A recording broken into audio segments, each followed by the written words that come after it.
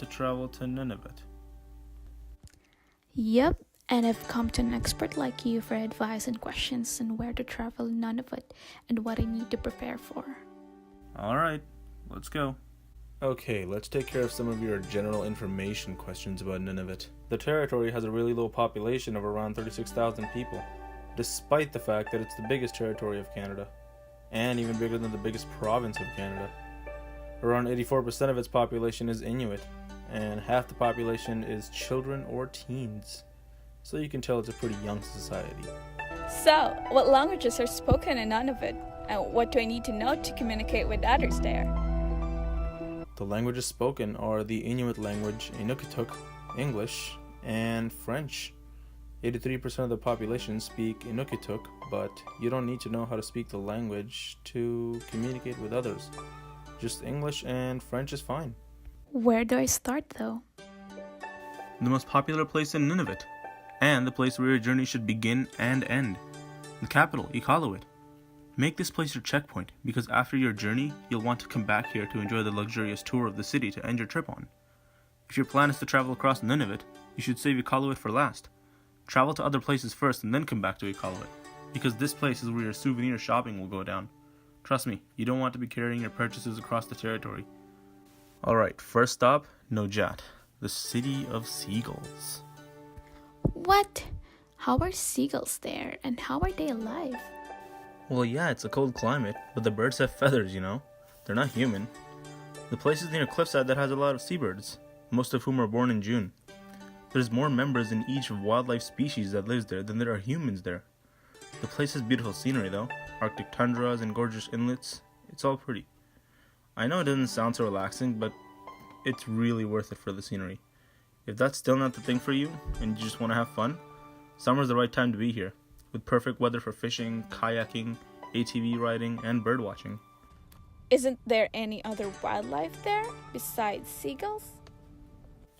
Oh, they've got other wildlife, many birds too. They've got tundra swans, snow geese, peregrine falcons, and many others. Oh, wow.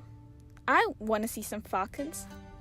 Next up we have Ayuituk National Park, which is a daredevil attraction zone. This place has some rough terrains. Glaciers, mountains, rivers, you name it. And that's why it attracts many athletic tourists who want to test their skill. Besides the athletes, people like you who simply want to explore the park can hike to the Arctic Circle or across the terrains with dog sleds or snowmobiles. But must-see places that you should go to, even if just for viewing pleasure, are Mount Thor, which is the world's steepest mountain with a vertical drop of 1,250 meters, and Mount Asgard, which are two pillar mountains.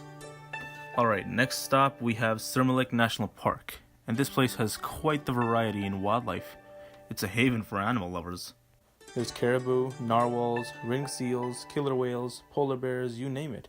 And all of these Arctic animals either inhabit around or beyond the shores. There's also a shelter in the park where birds take refuge, and it's called Bylot Island. It's a really fun place if you're a bird lover. The place has hundreds of thousands of birds, either nesting or passing through the sanctuary, and these birds are comprised of more than 70 species. If you're worried about them harming you, don't worry about that. It's safe. There are security measures and guidelines for you to follow. So, besides animal and bird watching, there are other activities available too.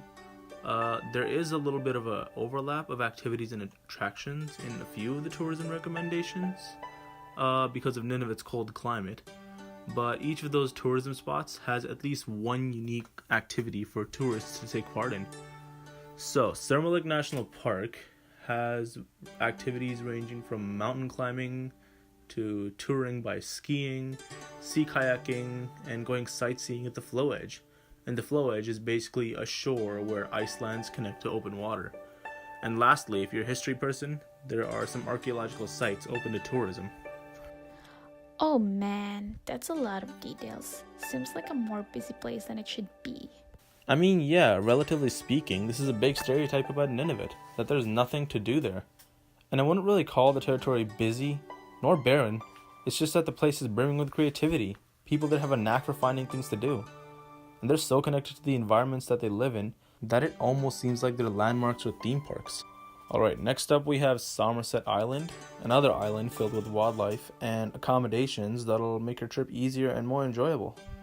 More specifically on Somerset Island, the recommended destination is Cunningham Inlet.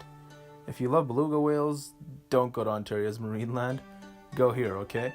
Go to Cunningham Inlet. Yeah, the beluga whales in Marineland are fun, but they're trained animals. You don't feel the sensation and magic you get from mingling with a wild, playful beluga whale, which of course will be the highlight of your trip to Somerset Island. The whales arrive there frequently for nesting, playing, and molting their skin, so you won't have to worry about missing out. The place is pretty barren, but it's still got proper accommodations, like the Arctic Water Lodge. And again, the convenience and customer service that I mentioned of before is present here. The convenience being that the lodge is less than a mile's walk away from the beluga whales, and the customer service being that of the lodge itself. Next is Ellesmere Island, the second biggest island on Nunavut, right after Baffin Island. This island is the northern boundary of Canada's geography. This island is as far north as Canada gets. Now, even though this is the far most northern island of Nunavut, it still has a diverse set of wildlife species.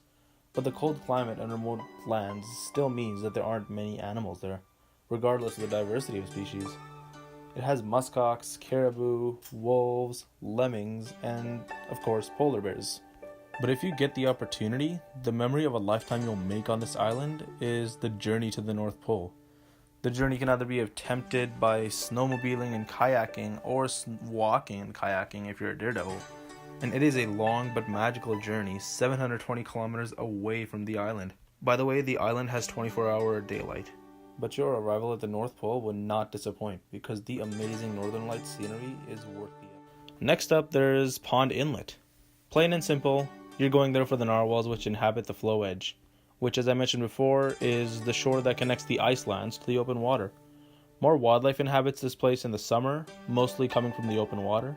Besides that, the area has the basic Nunavut landscapes of glaciers, mountains, and tundras, and some new landscapes too, like ice caves and hoodoos, which are thin and tall icy rock formations.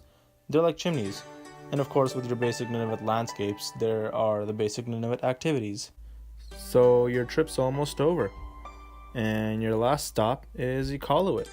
So by the end of the trip, when I'm back to Iqaluit, where's a place I can stay to ease down after the travels? Hotels. 4-star ones or even 5-star ones. Go all out. Though I don't think there's a 5-star hotel in Iqaluit. My specific recommendations would be Frobisher Inn, where you can also dine at the Gallery, or the Discovery Hotel, where you can dine at the Granite Room, or Capital Suites if you don't really want to dine at all. All three of these hotels are in Iqaluit. As for your shopping needs, you can head to Ranwa, which is a clothing studio where you can get ancient Inuit clothing, mittens, and accessories made from fur and sealskin, and wool and hats as well. The studio happens to be right beside the Igloo Cathedral. Speaking of which, visit the Igloo Cathedral. Or for things as artistic as the cathedral, visit the Sculpture Garden. If you just want to have a place to breathe, visit the beach suburb, Apex. Besides the hotel stay and the souvenir shopping, explore the abundance of the Inuit culture in the city. Try leaving Nunavut with it having a lasting impression on you. The Inuit culture of the city can be seen everywhere in it, from its arts and crafts to its frequent festivals to its artists, filmmakers, musicians, celebrities, athletes, and leaders. I'm talking about people like Zacharias Kunuk, Andrew Kapik, Nakasuk, Jordan Tutu, and Stephen Osborne. The people of Nunavut are very hospitable, and their culture is very spiritual too.